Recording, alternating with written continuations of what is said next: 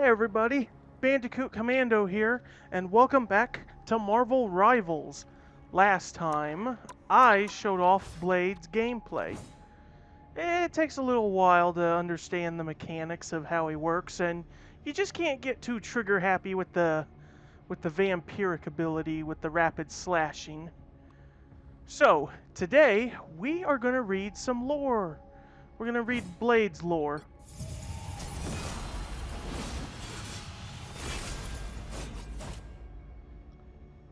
Eric Brooks, half human and half vampire, Eric Brooks walks between worlds, carving the very life force of his enemies. As night falls, Blade's hunt begins as he wields the Sword of Dracula to become the nightmare of any foe who dares to bare their fangs. I don't have any of his skins, obviously. Eric Brooks was born a daywalker, a half vampire, after his mother was bitten by a vampire before giving birth. Gifted with supernatural abilities from his cursed bloodline and trained to perfection in combat, he became the ultimate vampire hunter, Blade. When Dracula seized New York, Blade was the first hero to challenge him, but armed with the Chronovium gifted by Doctor Doom, Dracula easily defeated Blade and imprisoned him deep beneath his castle. After the curse of eternal night was lifted and Eric was rescued, he was sent to Wakanda for a long recovery until Shuri awakened him, recruiting him as the sharpest edge in the fight against the All Black. Here we are, starting with the first lore story. Cut to the chase. Eric Brooks' eyes opened for a moment, and he wasn't sure if he was dreaming or not. But if this was just a dream, at least it was finally a good one after what seemed like an eternity of nightmares. And if it was really happening, well, it was almost too good to be true. There in front of him stood one of the members of the Fantastic Four, Reed Richards, and what Reed said next, Eric would never forget. Dracula's gone, Blade. You're free now. To be fair, Blade knew he'd never truly be free. He'd been cursed since the moment he was born with a hunger that only a fellow vampire could understand. But if Reed was right, if Dracula had truly been defeated, then at least Blade could finally rest easy. And that was a good thing, because resting was about all that he had the strength to do these days. About damn time, Blade whispered as his heavy eyelids shut once again. But the darkness he faded into soon gave way to a rapid series of images replaying the events that had brought him to this moment. He didn't know if it was days, weeks, or months ago, but it all began when Blade heard a terrifying rumor that Dracula was planning to take over New York City and transform it into his empire of eternal night. As a vampire-human hybrid known as a Daywalker, Blade had devoted his entire life to bringing down the very worst members of his fanged family, and there were none worse than Dracula. Blade went on a secret mission, looking for leads about a mysterious ally who had been helping raise Dracula to his unexpected position of power. When his quest finally led him to New York, however, it wasn't long before Blade became Dracula's most wanted. Blade managed to carve his way through hundreds of undead soldiers, but he was no match for Dracula himself, whose powers had been enhanced by a crystal called Chronovium. Even with Spider-Man and the Human Torch backing him up, Blade was still overpowered when the vampiric villain transformed into a giant bat and dragged the Daywalker to his doom. Since that day, Blade had been kept in captivity, subjected to dark magic experiments, and relentlessly drained of blood by Dracula. The Lord of the Vampires must have known that his empire of eternal night wasn't quite as eternal as the name suggested, so he was looking for ways to use Blade's unique hybrid blood to turn all of his minions into daywalkers in preparation for the time when the sun finally rose over the city once more. The process left Blade gravely wounded. He faded in and out of consciousness, only snapping back to reality when the pain was too much for his weakened body to bear. So it wasn't easy for Blade to know if Reed Richards was actually here to rescue him after all this time, or if it was just his mind playing tricks on him. After all, he figured he had lost his grip on reality quite a while ago, back when he started having deep conversations with a giant talking squirrel. But when Blade felt his weary body being hoisted onto the thing's rocky shoulders, he knew he was finally safe. And while he would have given anything to have been the one who drove a stake straight in through Dracula's black heart, he knew he had to focus on regaining his strength for whatever battle came next, because if he had learned anything over the years, it was that villains can die, but evil never does. After taking Blade back to the Baxter building, Reed quickly realized that his friend's wounds were far too severe for him to treat alone. Fortunately, he had allies in Wakanda who were far better suited to help Blade heal, body and soul. Blade was transported across the stars via one of Reed's interdimensional bridges, arriving in the palace of King T'Challa and his sister Shuri. There, it was hoped that he could safely rest and recover while his fellow heroes took on their next challenge, protecting a living island called Krakoa from an invasion by Ultron and his mechanical minions. While the heroes were busy fending off the android invasion, Shuri decided to try an unorthodox treatment to restore Blade's health.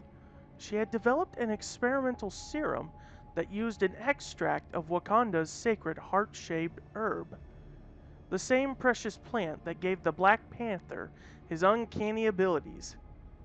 As it turned out, T'Challa had become a quasi-king of the vampires after falling to Dracula, so Shuri was already working on a more readily accessible cure for him.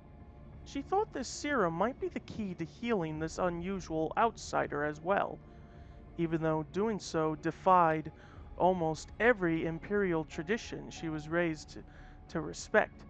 The heart-shaped herb was usually reserved for the Black Panther alone, but desperate times call for desperate measures. As soon as the serum passed his lips, Blade began to have visions far stranger than giant squirrels. In his comatose mind, he had found himself walking through an endless field of purple, glowing heart-shaped herbs. It instantly reminded him of the stories that T'Challa had told him about Djalia, the Wakandan ancestral plane.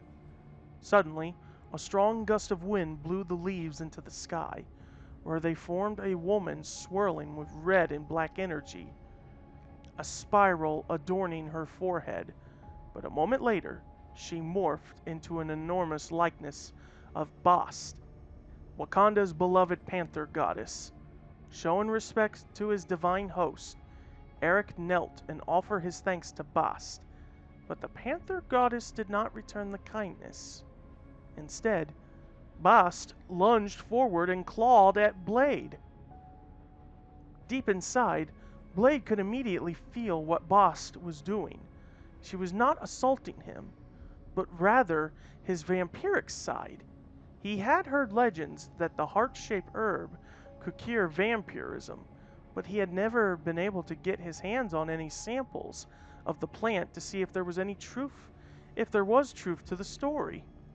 But now, as the manifestation of Bast attempted to rip the infection from his body and devour it whole, he had reason to believe the rumors were true. As much as he wanted to be free from his lifelong curse, Blade refused to let go. He truly believed that he still needed his vampiric powers to help protect the world from those like Dracula who would attempt to spread their evil and harm innocents. If it meant he had to fight a panther goddess to remain a daywalker, then that was exactly what he would do. Blade leapt out of the way of Bast's razor-sharp claws, narrowly dodging the beast's ferocious jaws as they snapped in his direction. He reached for the sword sheathed on his back, but found that nothing was there. He quickly summarized the physical possessions must be unable to travel to this spiritual realm, which meant that the man called Blade was without the very weapon that gave him his name. As he scrambled to come up with a contingency plan on the fly, Eric let his guard down for a split second. That was enough for his feline foe to make her move. Bast used the momentary distraction to strike a devastating blow, raking her claws across the Daywalker's back. Blade howled in pain as he fell forward, landing on his hands and knees. The blood that poured from his wounds puddled on the fertile soil of the ancestral plane.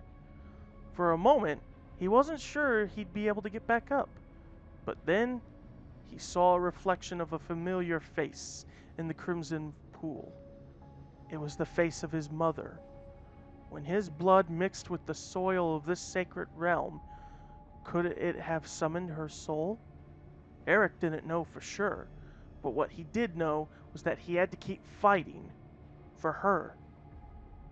When the reflection of his mother held something out to him, Eric submerged his hand in the red liquid to grab a hold of it. He drew his hand back out and found a gleaming silver sword in his grip.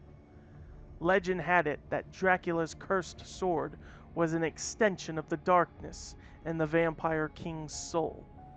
If that was true, then maybe this new weapon was a manifestation of the light in Eric's, the parting gift of his mother. Pulling himself back to his feet, Blade raised his sword, ready to rejoin the battle. Bast snarled at the Daywalker and prepared to pounce on her wounded prey. "Almost had me there, kitty," Blade said, "but you ain't the only one with fangs or claws." Lunging into the air, Blade struck the phantom Bast with his new sword, causing the panther goddess' form to shatter into a million glowing leaves once again. As the leaves settled back to the ground, their brilliant purple hue faded to black. Blade watched as the leaves withered and died at his feet. He knew what this meant. Shuri's treatment had failed. The heart-shaped herb wouldn't cure him, but thankfully, it also wouldn't take away his birthright. He would remain a Daywalker. And that is, if the day ever came where he could walk again. Until then, Shuri would need to devote even more time and resources to healing Blade, and she wouldn't have long until she would need to wake her sleeping champion, ready or not. There was a new enemy on the horizon, a darkness creeping its way across the galaxy, looking to snuff out every star, including the Vibranium one at the heart of the intergalactic empire of Wakanda. That was a fate Shuri could not allow. As Shuri watched Eric peacefully slumber, she gently placed a long, tightly sealed package next to his body. Reed Richards had delivered it at the same time he had brought Blade to Wakanda. At the time, Reed had simply said that it was a trophy, and that Blade would know what to do with it when he woke up. Little did Shuri realize that the Sword of Dracula was within the case, awaiting its new master. After all the lives that this cursed sword had taken over the centuries, Reed believed that it was time for it to finally do some good in someone else's hands, and there were a few hands he trusted more than Eric's. Shuri stepped away, closing the door behind her in order to give Blade the chance to rest uninterrupted while she formulated a new plan. If she had stayed a moment longer, however, she might have seen a second sword with a shining silver blade start to materialize beside him. Though he was still in a deep slumber, Eric's mouth curled into a faint smile, showing just the slightest glint of his fangs. Alrighty then, that's Blade's story. That's his lore story there. Blade, how to describe Blade in relation to all the other Marvel characters I've done. Blade's a certified badass. We can just say it at that. Like, to be fair, like, Panther was said to be one of the first black superheroes, and while that is true, Blade honestly fits it better. Like, Blade is probably the codifier for that trope, if anything, just because of how more iconic he turned out to be than anything else. What is that smell? That's not me. It's either coming from downstairs or it's my dog here, Jackson.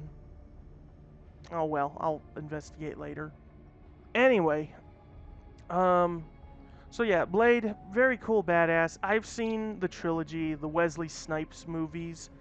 I've seen the trilogy. It's been a long time since I last seen them though, but yeah, Wesley Snipes plays it perfectly. And it's a big departure than what the character was like in the comics. Like, because of his portrayal of the character in the movies, a lot of those traits would be added into the comics and other media. So, well, until that new Blade movie gets released, whenever that happens, Marshala Ali? I think that's how you say his first name. Until Ali can actually play him, like, we hear him do his voice in Eternals in the credit scene, but yeah, we don't know. We don't know how he's gonna play the character. But even if Snipes says that he'll be the only Blade, I feel like Ali can pull it off just fine. But we'll have to wait and see. Anyway, that will do for this episode of Marvel Rivals. Join me next time. There's some more lore stories. There's 2 more that have been updated and released. And the next one would actually be Iron Man, actually. Like, yeah, we'll go into it in the next one. So, that is it. And I will, well, actually, before I go, look at this. I got to Captain with, well, at the moment, with Adam and Panther, but I'm working on it. Little by little, bit by bit, I will get the rest of the characters to the next rank, so at least the ones that have already been up to Agent. I'll focus on Blade and Phoenix later, when the novelty, especially for Blade, when the novelty of Blade dies out in the next few weeks. So, that is it, and I will see you guys next time.